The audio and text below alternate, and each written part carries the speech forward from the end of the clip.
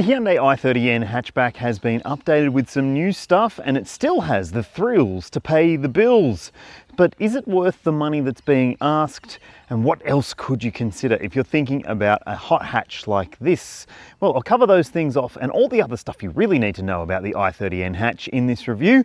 So thanks for subscribing. Let's get to it.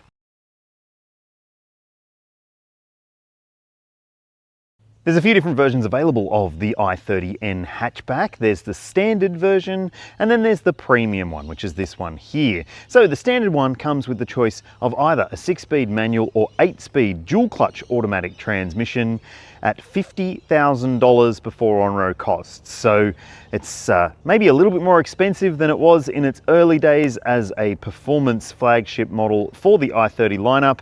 But hey, it's still getting plenty of standard spec and tech in that entry-level model. Things like LED lighting, 19-inch forged alloy wheels, you've got tyre pressure monitoring, there's also electronic control suspension with different modes, there's revised styling, auto high beam lights, auto wipers, keyless start and push button entry, dual zone climate control, a 10.25-inch digital instrument cluster and a 10.25-inch infotainment screen with Apple CarPlay and Android Auto. There's also wireless phone charging and LED interior lighting in that base model grade. But if you want a few more features for your cash, go for the premium version. It's $3,500 more whether you choose the manual or the automatic.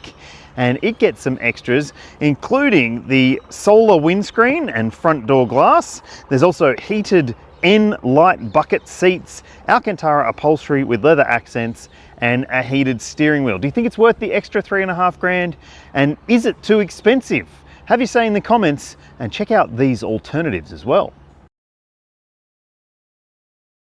All right, so you're thinking about a hot hatch and you're thinking around this kind of money, Volkswagen Golf GTI Mark 8.5. The Mark 8 was a good thing, there's no doubt about that, but the 8.5 improves it with a new infotainment screen, better interior stuff, and also it's got more power. Another option you might want to consider is an established favorite of mine, the Honda Civic Type R.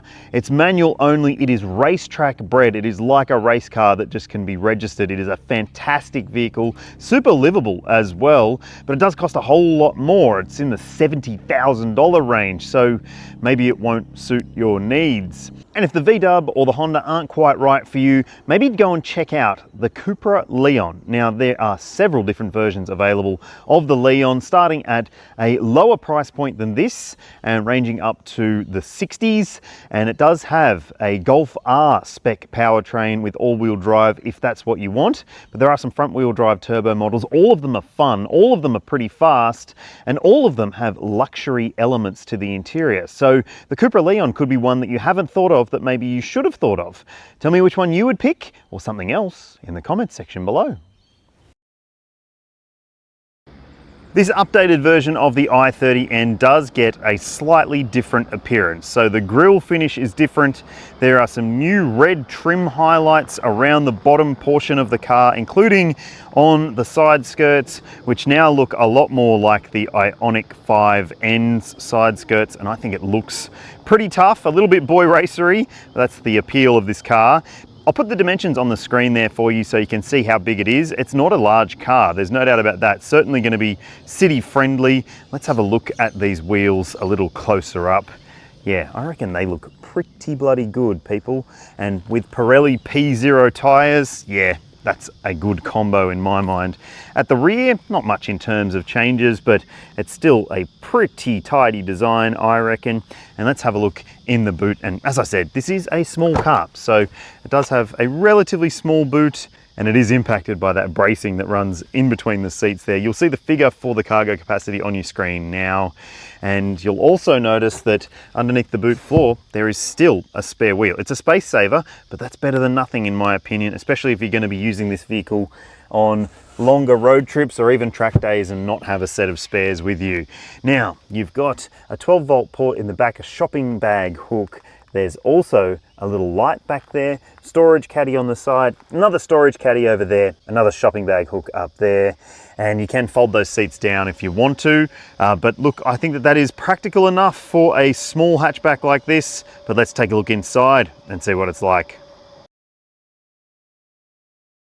Okay, people, let's have a look at the interior of the i30N hatchback. And look, straight off the bat, you do get some interesting buttons on the steering wheel. So you've got N mode buttons on either side.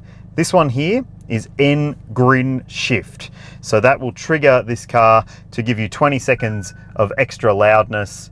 You've got to be driving for it to work. You also get the N emblazoned on the steering wheel, the blue stitching on the steering wheel, and you've got the digital instrument cluster up there too. 10.25-inch screen with a decent amount of info. And when you press the button, it will change the design based on which drive mode you're in. Put it back to normal, look, it goes a bit more boring. But look, I think that that is good because there's plenty of information on the screen there. You can adjust going through those screen menus, and you can easily just jump to a bit of information that you might want to find out about. So oil temp and so forth. So that's all really good. Don't know why you'd use a timer in a car like this. But look, then you've also got over this side a 10.25-inch screen as well. Now the big letdown with this is that it does have Apple CarPlay and Android Auto, but they're not wireless. So for a modern car, that feels a bit behind the times. I do have my phone plugged in, so it's down there in the way. That's where your wireless phone charging pad is as well. So yeah, I mean, if you are okay with plugging in each time, it's not that big of a deal, but I think it's just a bit behind the times in some ways. But I do like the fact that you still get a volume knob, and you've got some buttons down below to quickly get through things that you might want to get through. Now on screen, there's plenty of other menus as well. This car has connected services. So you've got BlueLink, you can do over-the-air updates in this car as well, and it also means you've got an SOS call function up there, so that will be handy if you ever find yourself in trouble. Now there's plenty of other screens here that you can go through, and yes, look at that, that's plenty of information in terms of what you might want to find out about the car and how you might want to configure it as well. So it is highly configurable, this vehicle. You've got multiple modes that you can play with for your engine, steering, electronic limited slip differential, your suspension, your stability control, your exhaust note, and the transmission behavior. And you've also got G-force meters, a launch control system as well. And there's plenty of other stuff on this screen as well, but I think that you will get used to this screen very, very quickly as long as you're okay with plugging in for CarPlay. Now you've got some controls down here, thankfully physical dials and buttons, no haptic silliness happening here, so you can easily get things done. Turning down the temperature, yep, as easy as a twirl of a dial. Adjusting where the air goes and how much fan speed, yep, simple once more. Seat heating, yep, your buttons are down there. Steering wheel heating for this premium model as well, and you can even jump in to see your park view camera. It is just a reversing camera, so that's the button down there for that. This one obviously is the auto. Still got a manual handbrake. I don't know what you'd need that for. You've got cup holders here with little retractors and a decent size center console bin. Big bottle holders in the doors, a decent size glove box too. Overhead, you will find that there are illuminated vanity mirrors, but they're those ones that you have to switch the light on yourself. And a sunglasses holder, an auto dimming revision mirror, and yes, if you buy the premium, there's a big sunroof too, if you want it.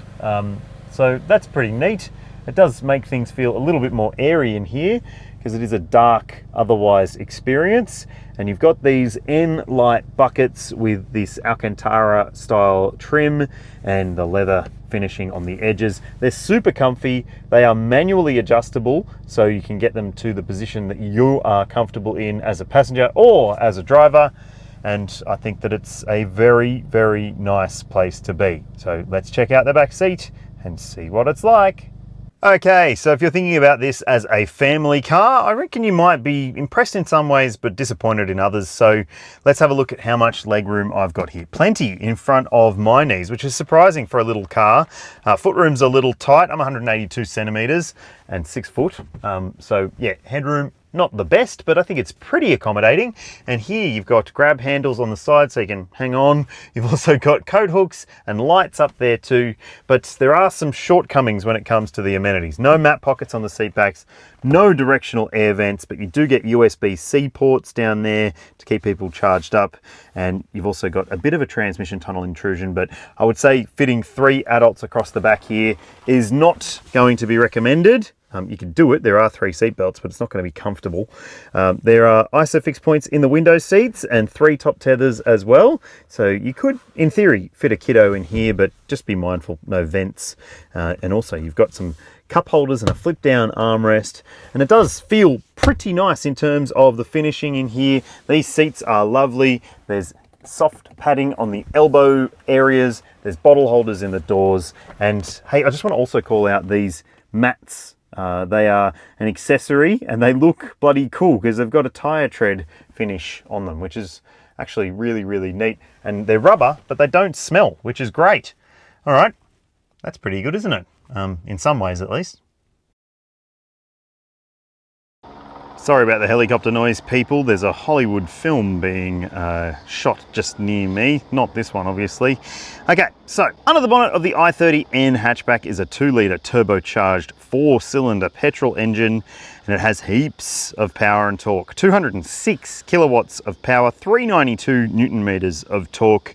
And as I mentioned earlier on, you can get it with a 6-speed manual or an 8-speed dual clutch automatic transmission, and both cost the same amount. And it is exclusively a front wheel drive hot hatch. So let's go and see what it's like to drive right now.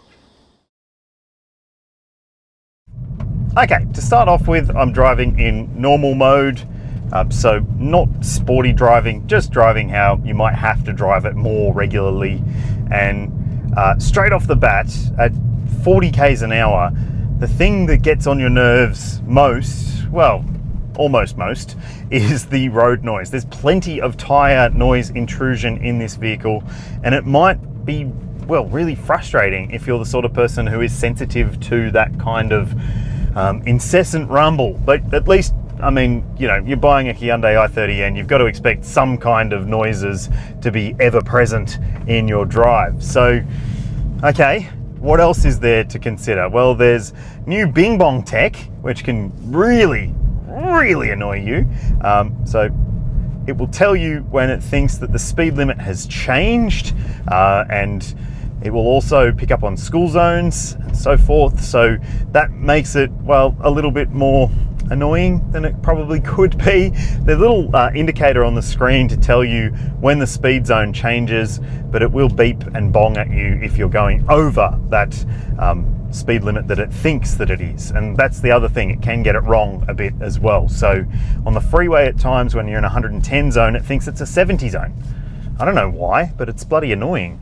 Now, let's do a little bit more urban driving in a normal drive mode before we play with things in enthusiastic ways.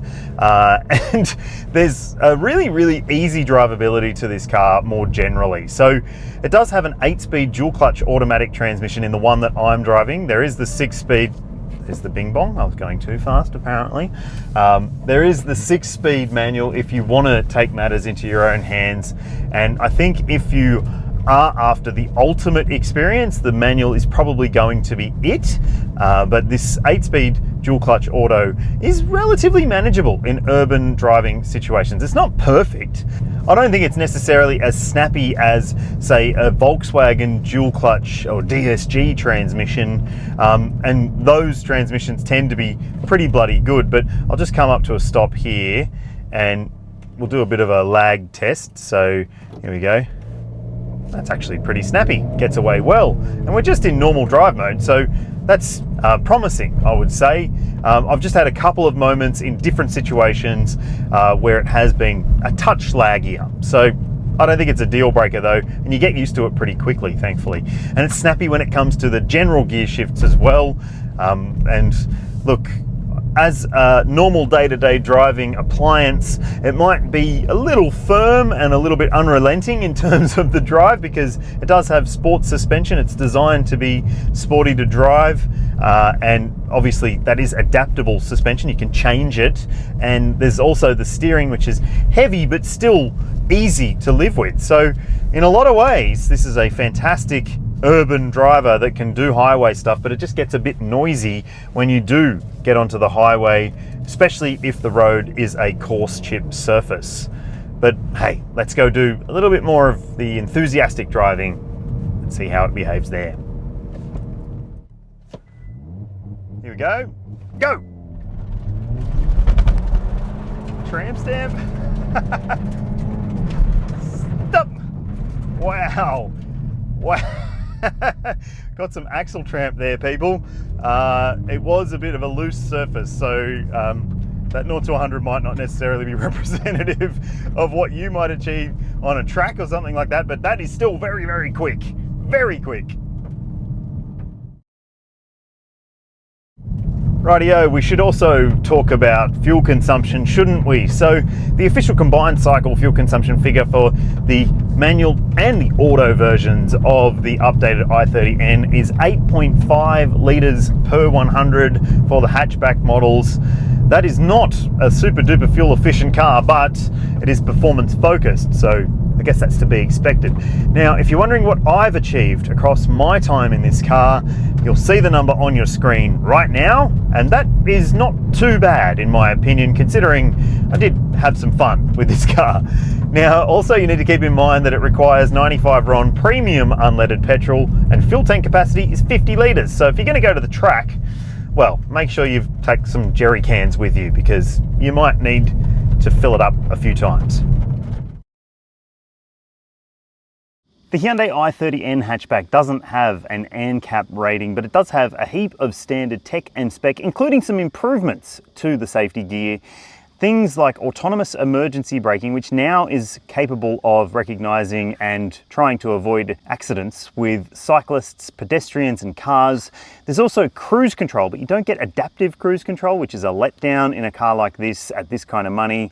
But there is lane keeping assistance, there's blind spot monitoring and rear cross traffic alert. There's a reversing camera, parking sensors, and one thing that you need to keep in mind with this car is that it does have a speed sign recognition system, which can get it wrong, and it beeps and bongs a lot, and there's some other beepy bongy stuff in there that does maybe get on your nerves too. So those tech inclusions might not necessarily make this a better choice depending on how easily annoyed you are. And when it comes to airbag coverage, there is dual front side, driver's knee and curtain coverage for the window seats in both rows, but you don't get a front center airbag in this car. Hyundai Australia offers a 5-year unlimited kilometre warranty for its model range, including the N products, and that warranty does cover some track driving. Make sure you read the terms and conditions to see how much you're allowed to do on the track to keep it under warranty. Now, you've also got a cap price servicing plan available for this vehicle for a very, very, very long time. In fact, you can go online and see what it's going to cost you to service it way into the future. And your service intervals are every 12 months and 10,000 kilometers. So that's pretty good, I would say. You'd probably want to service it a little bit more regularly than that if you were going to go tracking it all the time. But also, if you do service with Hyundai, the brand will top up your roadside assistance on an annual basis for life. That's right, for the life of the vehicle, you can have roadside assistance included if you service at Hyundai dealerships. Seems to make a lot of sense, doesn't it? The i30N is definitely a theatrical masterpiece. If you like to feel alive when you go for a drive, this is a very, very good choice. While it is more expensive and it has some new annoyances when it comes to the safety tech, I still think that it's one of the best hot hatches that you can choose. But tell me what you think in the comments section below. Would you go for an i30N? Would you go auto or manual? That's another big decision, I reckon. Thanks for watching. Thanks for subscribing, and I'll see ya when I see ya.